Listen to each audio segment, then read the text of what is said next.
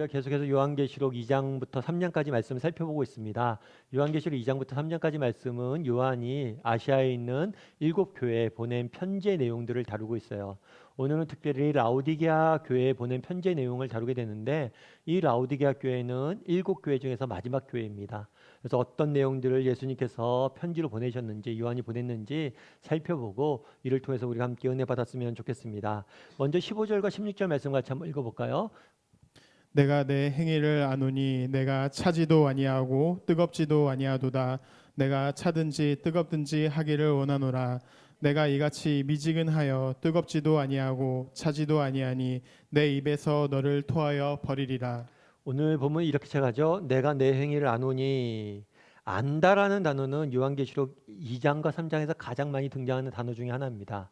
예수님은 우리에 대해서 아세요. 우리가 어떤 형편에 있는지, 어떤 상황에 있는지, 우리가 어떻게 살려고 노력하시는지 아시는 분입니다. 그래서 내가 너희를 아노니라고 한 다음에 보통은 편지에서 칭찬이 등장을 해요. 그리고 그 다음에 뭐가 일어나냐면 책망이 이어집니다. 그런데 오늘 라오디게아 교회는 되게 특이한 교회예요. 뭐냐면 칭찬이 전혀 없어요. 그리고 바로 책망이 시작됩니다. 칭찬 하나 할 것이 없는, 그만큼 뭐라는 거예요? 심각한 교회라는 거죠. 칭찬할 것이 하나도 없는 거예요. 하나님 보시기에. 그래서 책망을 하게 되는 거죠. 그러면 라오디게아 교회에 어떤 책망을 했을까요? 오늘 보면 이렇게 되어 있죠. 내가 차지도 않고 뭐라고요? 뜨겁지도 않다. 다르게 표현하면 뭐라고 그러냐면 네가 미지근하다는 거예요. 미지근해서 네가 뜨겁지도 차지도 아니하니 내가 내 입에서 너를 뭐 할 것이다?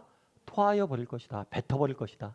그러니까 예를 들면 물을 먹는 거죠. 물을 먹다가 입에서 뭐 이물질이나 잘못된 썩은 물을 먹으면 뭐예요? 확 뱉어버리는 것처럼 그렇게 된다는 거예요. 근데 사실은 우리가 이 말씀을 들을 때 우리는 실감이 잘 안 납니다. 그런데 그 당시에 라오디게아 교회는 이 말씀이 어떤 의미인지 굉장히 잘 실감했을 거예요. 왜냐하면 우리가 소아시아 교회의 편지를 살펴보고 있는데요. 이 라오디게아 교회는 소아시아의 중부지방에 있습니다. 그런데 이 라오디게아 교회는 굉장히 무역과 산업이 발달했어요. 그래서 굉장히 부유하고 풍요로운 도시예요. 풍요로운 도시. 그래서 뭐 부족한 것이 없겠죠. 그런데 이런 도시에 한 가지 단점이 있어요. 그건 뭐냐면 물이 부족하다는 거, 물이. 그래서 이 물 문제를 어떻게 해결했냐면 위쪽에 보면 히에라폴리라는 곳이 있어요. 이곳은 온천 지역입니다. 온천 지역. 그래서 이곳에서 뜨거운 물을, 온수를 끌어왔어요. 그리고 밑에 있는 골로새, 이곳에서는 냉수를 끌고 왔어요. 그래서 온수를 히에라폴리에서 온천수를 끌고 왔고 골로새에서 냉수를 끌고 와서 먹고 마시고 씻고 하는데 쓰였죠. 근데 문제는 뭐냐면 가끔 이렇게 온수나 냉수를 이렇게 갖고 오다 보면 어떤 일이 생기냐면 이 온수가 뭐예요? 식는 거예요. 그리고 이 냉수가 뭐예요? 뜨거워지는 거예요. 그러다 보니까 온수가 식으면 밍밍해지잖아요. 그리고 냉수가 뭐예요? 뜨거워지면 뭐예요? 그것도 밍밍해지죠. 그것들을 딱 먹으면 먹을 수가 없는 거예요. 그래서 이렇게 물을 가져왔어? 먹어볼까? 하고 딱 먹는데 맛이 없어서 뭐예요? 바로 뱉어버리거든요. 그러니까 이 사람들, 라오디게아 교회 사람들은 너무나 이 말씀이 뭔지 알았어요. 니네가 맨날 물을 먹지 않냐? 뜨거운 물을 쓰고 찬물을 먹지 않냐? 그런데 너희가 이렇게 미지근한 물을 보면 어떻게 되냐? 바로 뱉어버리지 않냐? 마찬가지란 거예요. 너희가 이런 상태란 거예요. 그럼 도대체 그런 상태는 어떤 상태일까요? 너희가 미지근하다라고 되어 있는데 이 미지근한 상태는 어떤 상태일까요? 아마 이 상태는 열정이 사라진 상태, 신앙의 열정이 사라진 상태를 의미하는 것이 아닌가 싶습니다. 그러니까 라오디게아 교회에 왜 책망을 냈냐면 니네 마음속에 뭐가 사라졌다는 거예요? 신앙의 열정이 사라졌다는 거예요. 그렇다면 왜 이 신앙의 열정이 사라진 것들에 대해서 책망할까요? 왜 열정이 중요할까요? 여러분들은 왜 열정이 중요하다고 생각하세요? 제가 한 번은 요즘 오디션 프로그램이 많이 유행하잖아요. 그래서 많은 가수나 배우들이 이 오디션 프로그램에 응모를 하죠. 지망생들이. 그래서 가수 지망생들이 열심히 오디션을 보려고 그러고 또 오디션에 통과되면 뭐예요? 가수가 되기도 하고 배우가 되기도 합니다. 그런데 제가 한 번은 TV를 보는데 이 오디션 프로그램을 보고 있었어요. 그런데 그 심사위원 중에 한 명이 이런 얘기를 하더라고요. 어떤 얘기를 하냐면 이 지원생들에게 그런 얘기를 한 거예요. 사실 여러분들이 보기에는 제가 굉장히 부러울 겁니다. 사실 그렇겠죠. 이 심사위원 같은 경우에는 우리나라 유명 기획사, 정말 손에 꼽히는 기획사 대표 중에 한 명이에요. 그러니까 그가 음악적으로 성공했죠. 그다음에 명성도 얻었죠. 부도 챙겼죠. 많은 일도 하고 있어요. 그러니까 여러분들이 나를 지금 부러워할 거라고. 그런데 여러분들 나를 부러워할 겁니다. 그런데 제가 정직히 솔직히 여러분에게 말씀드리면 저는 여러분이 부럽습니다. 사실 이런 얘기를 할 필요가 없죠. 심사위원이. 그런데 내가 정직히 솔직히 얘기하고 싶은 게 있다는 거야. 여러분들의 모습을 보니까 내가 감동을 받아서. 근데 내가 여러분들이 부럽다는 거예요. 내가 여러분들이 부러운 이유는 뭐냐면 여러분들은 지금 정말 가수가 되고자 하잖아요. 그 음악에 대한 열정이 있고 막 도전하잖아요. 이 모습이 너무 부럽다는 거예요. 나도 처음에 가수 지망생이었을 때 그런 열정들이 있었고 정말 무엇인가 도전하고 사랑하고 꿈꾸는 시간들이 있었는데 지금은 더 이상 그러지 못한다는 거예요. 많은 것들을 이루었고 가졌고 많은 것들을 내가 존경을 받지만 그 열정이 내 삶에 사라졌고 정말 할 수만 있다면 내가 여러분 그 자리에 돌아가고 싶다. 그 사람이 왜 그런 얘기를 했을까요? 내 삶에 열정이 없다는 거예요. 이상하게 지금은 열정이 안 난다는 거예요. 제가 그 얘기를 들으면서 굉장히 공감이 됐어요. 공감이 되면서 저도 돌아봤어요. 여러분 한번 돌아보세요. 여러분 인생을 살면서 여러분 인생에 정말 행복했던 순간이 언제입니까? 여러분 정말 삶이 행복하고 기쁘고 즐거웠던 때가 언제? 좋은 환경에 처했을 때, 많은 것들을 소유했을 때, 정말 좋은 것들 먹고 마실 때, 뭐 그럴 때도 행복하겠죠. 근데 진짜 행복할 때는 그럴 때가 아니에요. 저는 돌아보면서 제 인생이 가장 행복할 때는 언제냐면 내가 무엇인가를 또 누군가를 정말 죽도록 사랑했을 때, 정말 열심히 넘쳤을 때, 일이 되었건 사람이 되었건 아니면 교회가 되었건 무엇이 되었건 간에 정말 죽을 만큼 사랑했을 때, 그때가 행복했던 것 같아요. 대학 청년부 때 정말 아무것도 없었죠. 그런데도 어때요? 밤이 맞도록 정말 세상에 대해서 철학에 대해서 정말 삶에 대해서 이야기하고 또 청년들과 교회에서 청년들과 막 밤 12시, 1시까지 기도원 가서 기도하고 두세 시에 내려오면서 우동 먹고 아무것도 없었는데 그때가 정말 너무 행복했었던 거예요. 언제가 진짜 우리 인생에 행복했던 순간이냐는 거예요. 그건 정말 열정이 있었을 때는 거예요. 왜 이 기획사가 대표가 모든 것을 이룬 사람이 너희 때가 부럽다라고 얘기해요. 아무것도 없는 그 시절이. 그땐 열정이 넘쳤던 거예요. 다르게 말하면 왜 라오디게아 교회 너희가 차지도 않고 덥지도 않다 왜 이렇게 미지근하냐 라고 책망합니까? 열심을 내라고 열정을 가지라고 왜 책망합니까?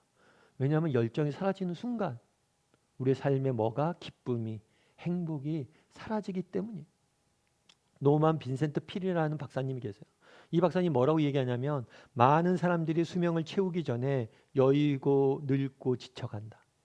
이 사람이 많은 사람들 상담하고 관찰해 본 결과 많은 사람들이 이상하게 뭐예요? 여의고 늙고 지쳐가요. 채 은퇴하기도 전에 이미 늙어 있고 이미 지쳐 있다는 거예요. 그럼 왜 이렇게 늙고 지쳐갈까? 그들은 냉소적으로 변하고 냉소적이라는 게 뭐예요? 열정이 사라졌다는 거예요. 그리고 정신은 고상해진다. 이 고상해진다는 건 뭐냐면 착각한다는 거예요. 자신의 삶의 열정이 사라졌는데 이것이 성숙해진 것이고 이런 것이 정말 좋은 것이다. 열정이 차서 막 그렇게 뛰어다니고 그런 것은 뭔 모르는 애들이 하는 거다. 나는 고상하다라고 이야기하는데. 그런데 고상한 게 아니란 거예요. 그거. 결국에 왜 많은 사람이 수명을 채우기 전에 여의고 늙고 지쳐갑니까? 삶의 열정이 사라졌기 때문에. 여러분 그럼 우리는 어떨까요? 라오디게아 교회 같이 정말 누군가 내 삶을 바라본다면 내 삶에 대해서 뭐라고 평가할까요? 여러분 혹시 여러분의 인생을 미지근하다고 평가하진 않을까요? 정말 열정이 회복되었으면 좋겠어요. 저도 기도해요. 정말 내 삶의 열정이 회복되게. 그 젊은 날 가졌던 그 꿈들을 그 열심들을 정말 여러분 우리 다음의 식구들이 일이 되었건 사람이 되었건 하나님이 맡기신 일이 되었건 하나님이 맡기신 사람이 되었건 그것에 대한 열정이 정말 회복됐으면 좋겠어요. 처음 우리 자녀를 가졌을 때 어때요? 정말 아이가 뱃속에 있을 때 그 초음파 사진을 보면서 너무 기뻐하고 즐거워하고 정말 아이가 태어났을 때 얼마나 사랑해요. 뭐가 없어도 아이가 아무것도 안 해줘도 그때 너무 행복했죠. 정말 우리의 삶이 왜 지쳐갑니까? 왜 기쁨이 사라져요? 바라기는 우리 다음의 식구들이 열정을 회복했으면 좋겠어요. 저도 그렇고 정말 하나님이 맡기신 일과 정말 사람을 죽도록 사랑할 수 있는 그런 열정들이 회복되어지는, 그래서 주님이 주신 그러한 삶의 기쁨들을 맛볼 줄 아는 저와 여러분이 되기를 주님의 이름으로 소원합니다. 그렇다면 왜 이 라우디게아 교회는 이렇게 열정을 잃어버렸냐는 거예요. 그거에 대해서 17절과 18절에 이렇게 말씀하십니다. 우리 한번 같이 읽어볼까요? 내가 말하기를 나는 부자라 부유하여 부족한 것이 없다 하나 내 곤고한 것과 가련한 것과 가난한 것과 눈먼 것과 벌거벗은 것을 알지 못하는도다. 내가 너를 권하노니 내게서 불로 연단한 금을 사서 부유하게 하고 흰옷을 사서 입어 벌거벗은 수치를 보이지 않게 하고 안약을 사서 눈에 발라 보게 하라. 예, 이렇게 이제 내가 말하노니 나는 부자라 부유하여 부족한 것이 없다 하나 이렇게 이야기해요. 라우디게아 교회의 문제는 뭐냐면 자기 만족이 있어요. 자기 만족. 사실 오늘 보면 오해하면 안 됩니다. 부자가 잘못됐다는 게 아니에요. 제가 늘 말씀드리지만 하나님은 우리의 능력을 키우고 정말 능력을 통해서 부를 축적하고 이런 것들에 대해서 나쁘게 보지 않아요. 근데 문제는 뭐예요? 부자라고 생각하면서 뭐예요? 자기 만족에 빠진 거예요. 뭐가 없다? 나는 부유하여 부족한 것이 없다. 자기 만족에 빠지니까 자연스럽게 어떻게 되는 거예요? 삶의 열정이 사라지는 거예요. 결국 그들이 왜 삶의 열정을 잃었습니까? 자기 만족에 빠져 있는 거예요. 특별히 그런데 오늘 본문에 보면 재미있는 게 있어요. 어떤 게 있냐면 내가 너를 권하노니 내게서 불로 연단한 금을 사서 부유하게 하고 흰 옷을 사서 벌거벗은 수치를 보이지 않게 하고 안약을 사서 눈을 발라보게 하라. 이게 무슨 얘기냐는 거예요. 이걸 이해하려면 그 당시 라오디게아 교회의 배경을 좀 알아야 돼요. 이 라오디게아 교회는 아까서 얘기했지만 굉장히 부유한 도시였어요. 부유하고 풍요로운 도시였어요. 그런데 특별히 이 도시는 세 가지 자랑거리가 있었어요. 첫 번째는 뭐냐면 은행이에요, 은행. 그래서 이곳은 그 당시 가장 많은 금과 은을 소유한 은행이 있었다라고 이야기를 해요. 실제로 보면 AD 60년에 이 지역에 지진이 일어납니다. 그래서 지난번에 우리가 빌라델비아 교회 배웠잖아요. 이곳이 지진이 일어나서 모두가 폐허가 됩니다. 그런 다음에 어떻게 되냐면 로마의 지원을 받아서 도시를 재건을 해요. 돈이 필요하니까 도시를 재건하려면. 그런데 이 라우디게아 교회도 지역도 도시도 똑같이 지진 때문에 폐허가 됐는데 로마의 지원을 받지 않아요. 왜요? 그만큼 자기의 돈이 많은 거예요. 자신들이 가진 돈 가지고 뭐예요? 지원을 받지 않고 도시를 재건을 해요. 그래서 나는 부자다, 부족한 것이 없다라는 표현을 정확히 이 사람들은 뭔지 알아요. 자기들이 그랬으니까. 그리고 또 은행이 또 한 가지 자랑은 뭐냐면 병원이에요, 병원. 그래갖고 많은 사람들이 이 지역에 있는 많은 사람들이 이곳에 와서 원래 병을 고쳤어요. 야, 저기 좋은 병원이 있고 의술이 있대. 그렇게 자랑했고, 세 번째는 뭐냐면 목초지가 굉장히 발달돼 있었어요. 그래서 여기서 약물을 걷어서 섬유와 의류 사업이 굉장히 잘 됐어요. 그러니까 이 도시의 자랑은 뭐예요? 은행이고 병원이고 목초지였어요. 그런데 아니란 거예요. 너희가 이 세 가지를 자랑하고 너희가 부자라고 얘기했지만 아니란 거예요. 너희는 정말 금이 많다라고 하지만 아니라고. 나한테 와서 금을 사고 너희가 정말 병원이 발달하고 의술이 발달했지만 내게 와서 안약을 사고 네가 옷이 많고 의류업이 발달하고 있다고 하지만 나한테 와서 뭐라는 거예요? 옷을 사서 흰 옷을 사서 벌거벗음을 면하는 거예요. 그러니까 너희가 부자라고 얘기하지만 너희는 결코 부유한 자가 아니라라고 하나님은 말씀하시는 거죠. 그렇다면 왜일까요? 왜 하나님께서 이런 자기 만족에 대해서 경고하실까요? 사실 우리 인생에 있어서 자기 만족, 그러니까 아까 얘기했던 부자이거나 풍요로워지거나 능력을 갖는 거는 뭐예요? 나쁜 게 아니에요. 그리고 이런 부분에 대해서 자존감도 가져야 돼요. 그런데 결코 자기 만족을 해서 가지면 안 돼요. 그럼 왜 자기 만족이 나쁘냐? 무엇보다도 우리가 자기 만족에 빠지면 뭘 하지 않아요? 더 이상 성장하지 않습니다. 공자가 그런 이야기를 하죠. 학습이란 뭐냐? 배운다는 건 뭐냐? 그것은 마치 강을 거슬러 올라가는 것과 똑같다. 강을 거슬러 올라갈 때 어떻게 해요? 내가 가만히 멈춰 있으면 어떻게 해요? 멈춰 있지 않죠. 뒤로 뭐예요? 후퇴해요. 배움이란 건 그런 거예요. 여러분들이 배움을 멈추는 순간 여러분들은 뭐예요? 점점 뒤로 물러나는 거예요. 자기 만족을 하고 난 됐어. 나 이 정도면 괜찮지. 그런 순간 뭐예요? 우리는 뭐 할 수밖에 없어요? 성장이 멈추고 성장이 멈춘다는 건 제자리에 있다는 의미가 아니에요. 뒤로 물러날 수밖에 없는 거예요. 내가 모태신앙이고 교회 뭐 예배도 드리고 뭐 봉사도 하고 이 정도면 나 됐지. 그런 순간 뭘 하는 거예요? 그 됐지라고 말하는 순간 그 수준에 머물러 있는 게 아니라 뒤로 점점 후퇴하게 돼 있는 거예요. 그래서 자기 만족에 빠지면 왜 안 되느냐? 성장하지 못하기 때문에. 그런데 이 자기 만족이라는 게 또 다른 더 큰 위험이 있어요. 그건 뭐냐면 자기 만족에 빠지는 순간 사람은 뭐가 돼요? 교만해져요. 최근에 제가 어떤 연예인이 저기 굉장히 주목을 끈 일이 있어요. 논란이 된 적이 있어요. 그건 뭐냐면 여자 가수인데 이 가수가 갑질로 인해서 논란이 된 적이 있어요. 이 가수가 워낙 유명하고 사람들에게 사랑도 받고 그러다 보니까 자기 주변에 뭐 도와주는 사람들 있잖아요. 스타일리스트들이나 아니면 주변에 도와주는 사람들한테 너무 갑질을 한 거예요. 자기 마음대로 하고 혼내고 그것들로 인해서 굉장히 논란이 된 적이 있습니다. 그런데 이 사람이 논란이 되면서 더 주목받은 사람이 있어요. 그건 누구냐면 박진영이라는 가수예요. 박진영 씨 아마 여러분들 아실 거예요. 가수이고 소속사 대표죠. 근데 이 사람이 한 번은 소속사에 있는 가수 지망생들을 모아놓고 강연을 할 때가 있었어요. 가리킬 때가 있었어요. 그러면서 무엇을 얘기하냐면 권면을 하는데 이런 권면을 좋은 가수가 되기 이전에 뭐가 돼야 된다? 좋은 사람이 되어야 된다 이런 얘기를 해요. 그러면서 어떤 이야기를 하냐면 우리가 예를 들어서 사람이 겸손하지 않아도 성공할 수 있을까요? 없을까요? 성공할 수 있다라고 이야기해요. 여러분들이 겸손하지 않아도 좋은 사람이 되지 않아도 여러분들이 가수로서 성공할 수 있다는 거예요. 그런데 이 땅을 살다 보면 반드시 뭐가 오냐면 위기의 순간이 온다는 거예요.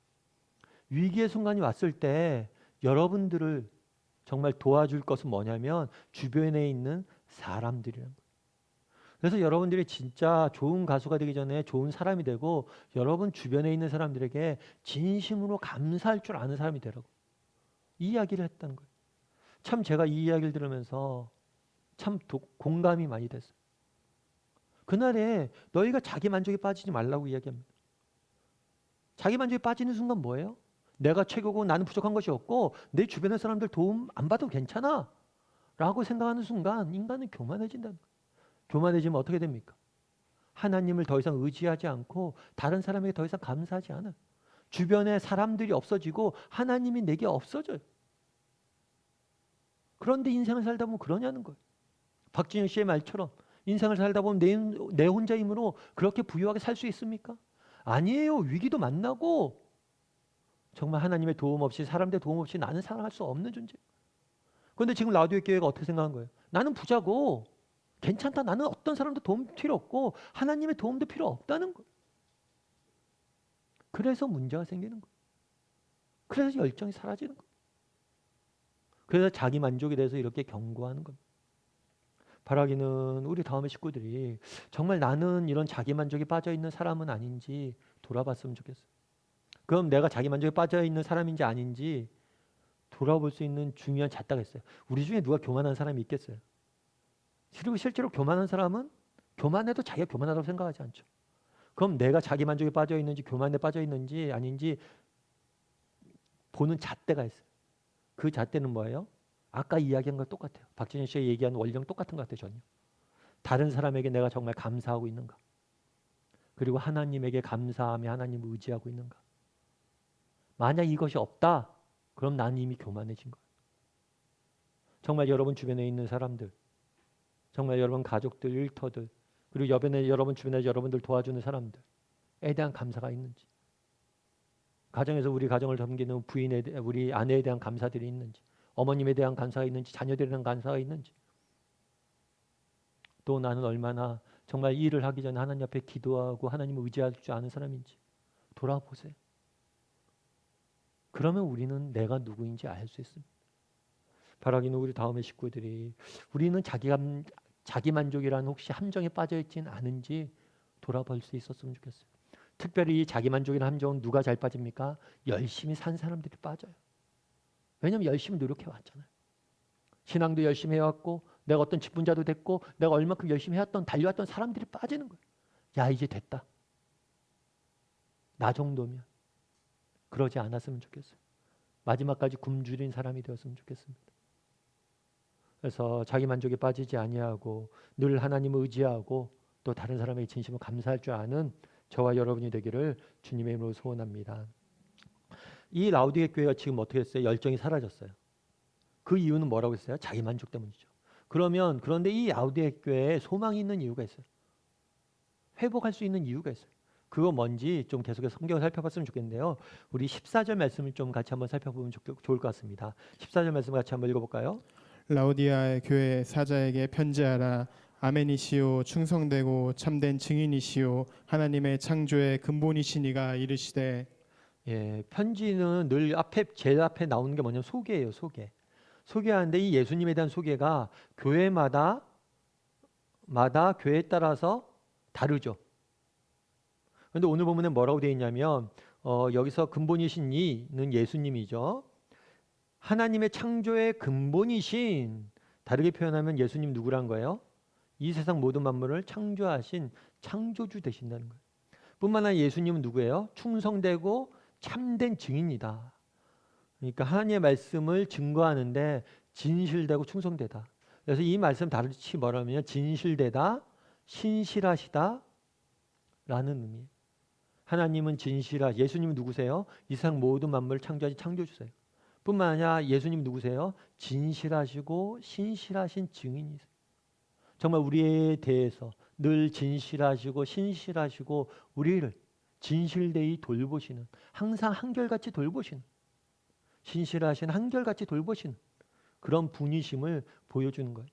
그런데 오늘 본문에 재미있는 표현이 하나 있죠. 어떤 표현이 있어요? 아멘이라는 표현이죠. 아멘. 여러분, 아멘이 무슨 뜻인지 아세요? 기독교인들이 제일 많이 쓰잖아요. 예수님의 이름으로 기도드립니다. 아멘. 그리고 뭐 믿습니까? 하면 아멘. 아멘, 아멘 우리가 많이 쓰잖아요. 그럼 아멘 도대체 무슨 의미일까요? 여러분, 아멘이 무슨 의미예요? 이 아멘이라는 단어는 우리 여기 이사야서를 보면 좀 더 자세히 우리가 좀 알 수 있습니다. 이사야서 65장 16절부터 17절 한번 읽어볼까요? 같이 읽겠습니다. 이러므로 땅에서 자기를 위하여 복을 구하는 자는 진리의 하나님을 향하여 복을 구할 것이요 땅에서 맹세하는 자는 진리의 하나님으로 맹세하리니 이는 이전 환난이 잊어졌고 내 눈앞에 숨겨졌음이라. 보라 내가 새 하늘과 새 땅을 창조하나니 이전 것은 기억되거나 마음에 생각나지 아니할 것이라. 여기서 보면 이렇게 되어 있죠. 복을 구하는 자는 진리의 하나님을 향하여 복을 구할 것이요. 이 진리란 말이 뭐냐면 원래는 한글로 진리라고 되는데 이게 아멘이에요. 아멘. 그래서 복을 구할 것이요. 기도할 때 우리가 아멘을 마치는 이유가 이 명령에 근거한 거예요. 그런데 이 아멘이라는 단어는 무슨 뜻이라고요? 진리, 참되다. 당신의 말씀은 참되시고 진실하시고 진리이시고 신실하시다. 하나님 당신은 진실하신 분이십니다 라고 고백하는 거예요. 또 한 가지 뒤에 이렇게 됐죠. 이는 이전 환난을 잊혀졌고 내 눈앞에 숨겨졌음이라. 보라 내가 새 하늘과 새 땅을 창조하리니. 이 아멘이라는 단어는 뭐냐면 진실, 진리라는 단어가 의미가 포함되어 있고 이전 환난이 없어지고 새 하늘과 새 땅이 열린다. 다르게 표현하면 회복이라는 의미가 담겨져 있는 거예요. 그래서 우리가 예수님의 이름으로 기도합니다 하고 아멘이라고 하는 것은, 아멘이라고 하는 건 뭐예요? 하나님께서, 진실된 하나님께서, 신실하신 하나님께서 우리 모두를, 우리의 기도를 들으시고 우리를 회복시켜 주실 것을 고백하는 거예요. 아멘. 당신의 말씀이 옳습니다. 당신은 우리를 회복시키실 것입니다. 이렇게 고백하는 거예요. 오늘 본문도 똑같아요. 이 아멘을 풀어 쓴 단어가 뭐냐면 충성되고 참된 증인이시고 창조의 근본이시다. 그러니까 아멘, 이 아멘이란 것은 바로 하나님이 예수님은 진실된 분이시고 그리고 우리 모두를 회복시키실 창조주이시다, 이런 말씀이에요. 그런데 이 진실하시고 창조주이 되시는 예수님께서 우리를 붙잡고 계시다. 그것이 바로 우리의 소망이에요. 우리 18절부터 19절 말씀을 한번 읽어봤으면 좋겠습니다. 내가 너를 권하노니 내게서 불로 연단한 금을 사서 부요하게 하고 흰옷을 사서 입어 벌거벗은 수치를 보이지 않게 하고 안약을 사서 눈에 발라 보게 하라. 무릇 내가 사랑하는 자를 책망하여 징계하노니 그러므로 내가 열심을 내라. 회개하라. 여기 재밌죠? 내가 사랑하는 자를 뭘 한다고요? 책망하고 징계한다. 오늘 본문에 그럴 수 있어요. 라우디게 교회에 대해서 책망만 있는 거예요. 징계 막 책망만 있는 거예요. 그러니까 이런 형편없는 교회 이렇게 생각하기 쉬운데 예수님께서 뭐라고 단서를 달아요? 내가 너희를 징계하는 이유가 있다는 거예요. 그건 뭐예요? 너희를 내가 뭐 한다는 거예요? 사랑한다는 거예요. 여러분 요즘 뭐 뉴스나 이런 데 보면 이렇게 리플이라고 해서 답글을 다는 경우들이 있어요. 그래서 이 답글 중에는 악플이라는 게 있죠. 의도적으로 악하게 답을 한 거죠. 말도 안 되는 소리, 그 다음에 폄하하고 평가하고. 그래서 이 악플이 굉장히 사회적으로 문제가 됩니다. 근데 어떤 사람은 그런 얘기를 하더라고요. 악플보다 더 무서운 게 있대요. 그건 뭐예요? 무플이에요, 무플. 아무도 관심을 갖지 않는 거예요. 사실 우리가 책망하는 건 뭐예요? 아무나 책망하는 게 아니에요. 책망하는 건 뭐 하는 거예요? 사랑하고 아끼기 때문에 책망하는 거예요. 여러분 식당에서 아이들이 막 식당에서 막 뛰어다니고 노는 경우들이 시끄럽게 하는 경우들이 있어요. 그러면 그런 아이들을 혼내는 사람은 누굴까요? 옆에서 있는 사람들 혼내지 않아요. 자기 부모가 혼내요. 옆에 있는 사람들은 뭐예요? 에이 괜찮다 괜찮다 하고 웃고 말죠. 그런데 부모는 왜 혼내요? 아끼기 때문에. 우리 아이가 정말 잘 되고 바르게 성장하길 바라기 때문에. 그렇다는 거예요. 내가 너희를 책망하는 이유가 뭐냐는 거예요. 사랑하기 때문에. 라우디게 교회 소망이 있는 이유는 뭐예요? 여전히 라우디게 교회를 누가 사랑하는 거예요? 하나님이 예수님이 사랑하기 때문에 소망이 있는 거예요. 그래서 오늘 본문에 보면 이렇게 했죠. 너희가 재밌어요. 염단된 금을 아까 사라고 그랬어. 금을 사서 부유하게 하고 옷을 사서 뭐예요? 수치를 보이지 않게 하고 안약을 사서 뭐예요? 눈에 발라 보이라고 그랬죠. 그런데 중요한 게 단어가 있어요. 뭐가 있어요? 나에게, 내게 와서, 내게 오라는 거. 너희가 내게 오면 내가 뭘 할 거라고요? 너희를 회복시킬 거라는 거예요. 아까 우리가 아멘이 뭐라고 그랬어요? 그분은 진실하시고 신실하시고 그분은 우리를 회복시킬 것입니다. 아멘의 하나님께서 우리를 뭐 하실 거란 거예요? 회복시키시고 우리를 정말 다시 한번 일으켜 세울 거라. 나에게 오라는 건 내가 너에게 줄 거라는 거예요. 라오디게께 소망이 있는 이유는 무엇입니까? 아멘의 하나님이 계시기 때문에.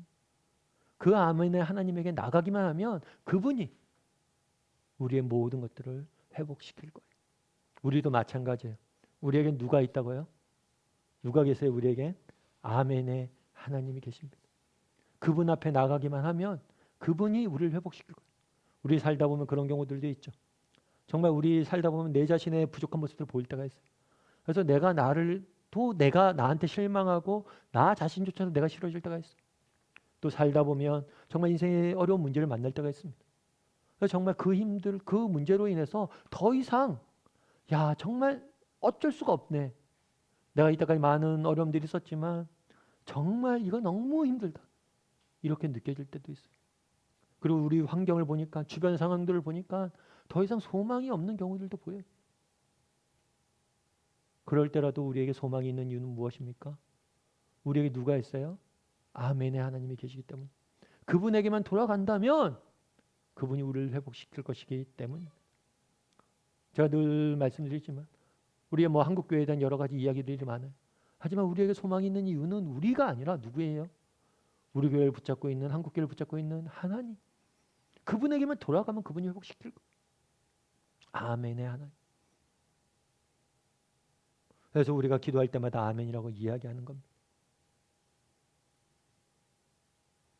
그래서 우리 인생의 모든 문제의 해답은 어디에 있어요? 아멘에 있어요. 아멘. 그분이 우리를 신실하게 아직도 사랑하시고 우리를 붙잡고 계시고 우리를 회복시킬 것입니다. 그래서 우리가 때를 따라 정말 인생의 어려운 문제를 만났을 때 또 아멘의 하나님을 바라보고 그분에게 돌아갈 줄 아는 저와 여러분이 되기를 주님의 이름으로 소원합니다.